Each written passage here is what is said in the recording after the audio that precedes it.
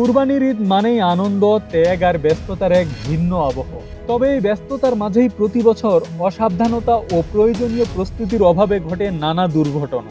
বিশেষ করে পশু জবাই ও মাংস কাটার সময় ধারালো ছুরি, দা কিংবা চাপাতির আঘাতে আহত হওয়ার ঘটনা প্রায় দেখা যায়। তাই কুরবানির সময় ঘরে একটি প্রাথমিক চিকিৎসা বা ফার্স্ট এইড বক্স রাখা অত্যন্ত গুরুত্বপূর্ণ বলে মনে করছেন চিকিৎসকরা।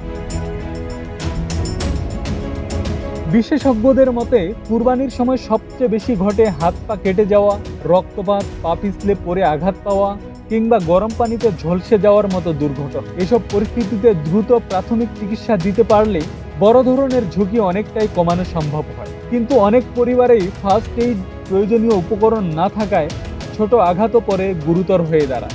চিকিৎসকদের পরামর্শ অনুযায়ী কুরবানির আগে ঘরে অবশ্যই একটি ফার্স্ট এইড বক্স প্রস্তুত রাখা উচিত। সেখানে পরিষ্কার গজ, ব্যান্ডেজ, তুলা, অ্যান্টিসেপটিক লোশন, স্যালাইন, ব্যথানাশক ঔষধ, কাঁচি, মেডিকেল ট্যাপ এবং জীবাণুনাশক সাবান রাখা প্রয়োজন। পাশাপাশি দুর্ঘটনার পর আতঙ্কিত না হয়ে দ্রুত ক্ষতস্থান পরিষ্কার করে রক্তপাত বন্ধের চেষ্টা করতে হবে। বিশেষজ্ঞরা আরও বলছেন, যারা পশু জবাই করবেন বা মাংস কাটার কাজে অংশ নেবেন তাদের অবশ্যই সতর্ক থাকতে হবে।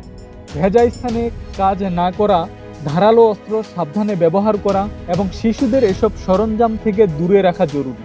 একই সঙ্গে পশুর বর্জ্য দ্রুত পরিষ্কার না করলে জীবাণু ছড়িয়ে বিভিন্ন রোগের ঝুঁকিও বাড়তে পারে।